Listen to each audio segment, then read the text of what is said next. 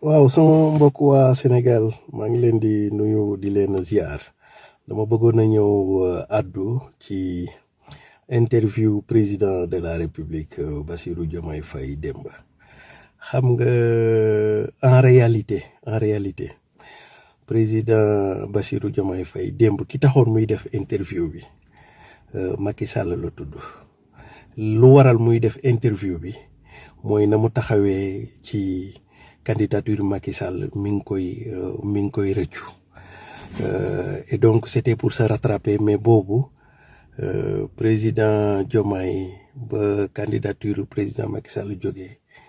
moom ngan nga daa yàqu démb nag ba mu waxee daa gàkkal ngan nga maanaam ngan gi yàqu na ñaari yoon xam nga bu ngeen ko xoolee bu baax président Diomaye bokk na ci nit ku mu bàyyi xel te di ko déglu ay conseillers muy le président Abdou Diouf décision bi Diomaye jël ak taxawaay bi Diomaye jël moom comprendre ko neexu ko ba sax il est sorti dans les médias français pour dire que le Sénégal doit porter alors le verbe devoir c'est un verbe impératif alors le président Diomaye nag ba Abdou Diouf waxee lool te Abdou Diouf bokk ci l'un de ses derniers soutiens le président Diomaye a pris peur et s'est rendu compte de l'immensité de sa bourde alors il a voulu se rattraper loolu moo tax mu defar interview bi pour mën a wax ba génn ci waaye nag ci interview bi dafa gën a dugal boppam ndax lu mu tax mu gën a dugal boppam d'abord bala ma ciy ñëw dans le fond sax dama ciy ñëw dans la forme parce que les juristes disent que la forme l'emporte sur le fond d'abord li xewoon démb ci bu ñu koy jàngat ci format journalistique boobu nañu njëkk a faussé ba pare ndax comme ni koy Issa Thioro Gueye Maurice di rappeler ci page Facebook am journalisme dafa am ay genre journalistique te genre bu ne dafa am façon bu ñu koy defee interview bokk na ci genre journalistique boo xam ni boo koy def interviewé bi ak intervieweur yi rek ñoo fay nekk boobu soxlawul modérateur booy def interview ci genre journalistique kiy laaj ak ki koy laaj seen diggante kenn du fa kenn xaju ci nga xam ni ñii dañuy jël ay laaj jox ko moom mu ñëw tontu leen askan bi apprécier en fonction et donc ça veut dire quoi ça veut dire que Pape Alé n'avait pas sa place en tant que modérateur parce que dans un genre journaliste qu'on appelle interview il n'y a pas de place de modérateur fu muy am mooy un débat contradictoire maanaam kii far fii kii far fële il faut que ñu am kenn ku leen di modérer parce que la modération c'est aussi ce qu'on appelle la police des débats donc il faut mu am kenn ku def les équilibres et la police des débats et donc buñ ko xoolee ba ci biir dans la forme Pape Alé il était tantôt un modérateur mais tantôt un journaliste parce que il ne se contentait pas seulement de modérer mais aussi il posait des questions première chose dans la forme. Deuxième chose bu erreur bi 3 journalistes yëpp def démb pour man dafa am benn principe ci journalisme boo xam ni ñoom ils n'ont pas été conséquents par rapport à ce principe c'est ce qu'on appelle la relance en journalisme bi ngeen xoolee bi président di wax lu jëm ci affaire politique intérieure daanaka posé nañ ko ñett ba ñeenti question ba jëm juróomi question mais actualité bi ñëpp doon xaar mooy digganteem premier ministre ak digganteem ak Macky Sall lan la ci taxawee mais boo ngeen xoolee bu baax dañu ko évacuer loolu la ñuy tuddee évacuer en journalisme benn question nañ ci posé alors que les journalistes n'ont pas été conséquents avec eux pour le relancer parce que le président dafa ni moom candidature Macky Sall ci mbedd mi la ko yëgee ci naataangoom président la ko yëgee mais boobu dañ ko waroon relancer ne ko waa mais léegi ba nga ko dégloo foofu ba pare Macky Sall yónnee na la lettre ba mu la yónnee lettre bi lan moo doon sa taxawaay parce que le fait que Macky Sall yónnee ko lettre loolu dafay absoudre Macky Sall ci sax bu fekkoon mën nañoo jàpp ni dafa def erreur parce qu'il n'est jamais trop tard pour bien faire mais bu ngeen ko xoolee rek interview bi dañu wax question boobu rek benn question nañu posé ci candidature Macky Sall ñu évacuer ko dugg ci Mali quoi soit de deux choses l'une les journalistes n'ont pas été conséquents avec eux et là c'est très regrettable, hein, des journalistes de leur niveau du rebondir ci benn relance sur une question aussi importante. C'est fait aussi preuve de faute professionnelle, ou bien dañ leen a briefé avant ñuy dugg te man sax boobu laa gën a gëm, dañ leen a briefé ñu balaa ñuy dugg, parce que bu ngeen xoolee question boobu dañu ko évacuer. Donc loolu mooy déjà format bi dañu ko faussé dès le début. Mais en droit nag dañuy wax ni quand la forme est vicieuse, le fond est nécessairement vicieuse. Et dans le fond bi lay dugg. Président Diomaye lu mu leen waxul démb ci interview bi mu doon def mooy il vient de se rendre compte de la bourde bu mu def ci candidature Macky Sall. Maintenant il veut se rattraper, mais dafa sax gën a dugal boppam. Ba tey fii ma leen di waxee tey dimanche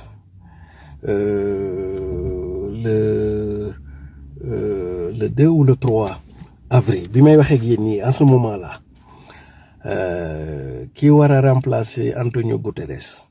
les 5 membres du conseil de sécurité waxtaan nañ ci ba juboo ci ba tënk ko. te bu amul revirement wala surprise exceptionnelle, Macky Sall nañu retenir. te bu ko yàlla dogalee le 8 jëm le 9 le conseil de sécurité dina def proposition bi à l'Assemblée générale des Nations Unies. bu ñu demee diggante le 21 ba le 23 Nations Unies, Assemblée générale des Nations Unies dina prononcé wu te probablement Macky Sall dana ko gagner à une large majorité entre le 21 et le 23. duñ ci génn te xamuñu kan mooy diriger Nations Unies. léegi nag président Diomaye dafa def erreur. fi mu defee erreur sax rendre ko mooy président Abdou Diouf daf ko bàyyi xel. Abdou Diouf génn ñaawlu affaire bi après que ses homologues chefs d'État ñaawlu affaire yi. xam nga loolu lu muy tekki mooy président Diomaye fu mu defee erreur. xam nga yow yaa mujjee doon président ci sa peeru président yi. yow yaa mujjee doon président maanaam ñi nga fa fekk ñu nekk président yàgg nañ ci nguur. première chose. deuxième chose, yaa ci gën a nekk xale ci ay at naam kilifa du tuuti. démb ni nga waxee nag da nga heurter sensibilité ñenn ñi parce que da nga wax ba fëgg sa dënn ne yow kenn du la teg pression ak yooyu te yow yaa ma gën a xam à un certain niveau de responsabilité. C'est le siège par excellence de la susceptibilité. xam nga président Diomaye li la koy won mooy Assemblée nationale fête indépendance bi ñu mujjee def gisuloo sa benn naataango ñëw fi. xam nga loolu lu muy tekki mooy ci ñetti at yi la desee ci nguur gi di nga wéet lool ci sa peeru président yi. d'abord dina néew lool lu la président di invité dëkkam lu benn jàppal. deuxièmement dana néew lool koy invité mu ñëw seet si la lu dul fa ngay dajeek ñoom mooy ay lu mënta ñàkk mooy sommet OUA ay sommet Union africaine wala sommet CEDEAO. te yooyu sax da nga fa xat façon xat boo xam ni boo maytuwul xool leen ko bu baax président du dem danay yabale ndax démb nu mu waxee ak la fa jot a xew tax na homologue chef d'état yu bëri mere nañ ko ci ni mu waxee. xam nga loolu dafay tekki benn affaire mooy candidature président Macky Sall Diomaye da koo gérer ak jikkoom moom te waru ko woon gérer jikkoom da ko waroon a gérer jikkoy président de la République ak jikkoy chef de l'État. daf ko waroon a gérer ci jikko fonction bi ñuy tuddee président de la République. war ko gérer ci jikko bu ñuy tuddee mission chef de l'État. mais gérer wu ko loolu da ko gérer jikkoy Bassirou Diomaye Faye le fils de l'homme. xam nga ñun ñëpp a am jikko muy man di yow di sama morom ñun ñëpp a am jikko mais yàlla bu la defalee teraanga ngay jiitee lu toll ni réew doo jiitee réew mi ci sa jikko yow mais da nga koy jiitee ci jikkoy président de la République ci jikkoy chef d'État. gérer ko ci jikkoy chef d'État mooy tax en tout temps et en tout lieu ngay jël de l'attitude et de l'élévation bañ a gis sa bopp waaye président Diomaye ni mu waxee démb moom dafa fëgg dënnam gis fierté séeréeram ba tax mu doxale ko noonu quoique Macky Sall même bu fekkoon def na erreur sax mën nañ ko tuddee noonu que commettre na imprudence daf la ko waroon a yëgal mais le fait que mu bind la lettre rek loolu absoudre na moom erreur bu mu def tant qu'il est vrai que il n'est jamais trop tard pour bien faire mais malgré que effort bi Macky Sall def ba bind la lettre da nga téye fi nga téye di fëgg dënn loolu affaire fierté la quoi te fierté bi ngay jaay mënuloo koo jaay ci sa homologue président yi parce que ñoo la njëkk a doon avant ngay doon ñoom dañoo doon ba pare yow ngay doog a doon ba pare ci ay at ñoom ñëpp ñoo la ci mag am na ci ñoo xam sax mën nañoo doon sa waajur waaye nga waxale ko noonu mais loolu lépp dafay firi benn affaire mooy pour tous ceux qui sont informés xam nañ ni président Macky Sall bu ko yàlla dogalee su amul surprise il sera désigné et élu, désigné d'abord par le Conseil de sécurité, mais élu aussi par l'Assemblée générale des Nations unies. Alors Diomaye nag dafa def interview bi pour mën a dabudu watatu jaan te fekk sax na mu ko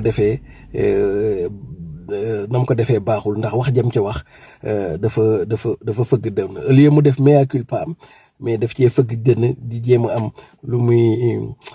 benn fierté disons bu muy placé xam nga loolu tamit day wane benn affaire ni président Diomaye ci biir interview bi yëpp mi ngi wax ni moom dans le verbe il prend de l'altitude mais dans les faits il n'a pas pris de l'altitude xam nga loolu lu may fàttali li bàyyi laat waxoon nee na bu heure wax jotee nit ku ne sëñ ngaa wax li la neex ak li nga bëgg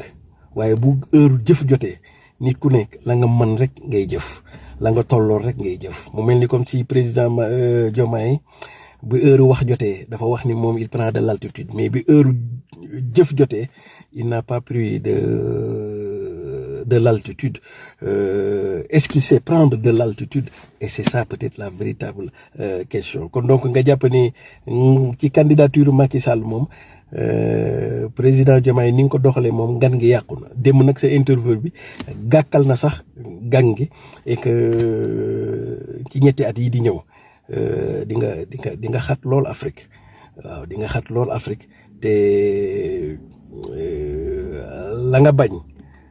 nga bañoon a def di nga xam ni defoon ko de moo gën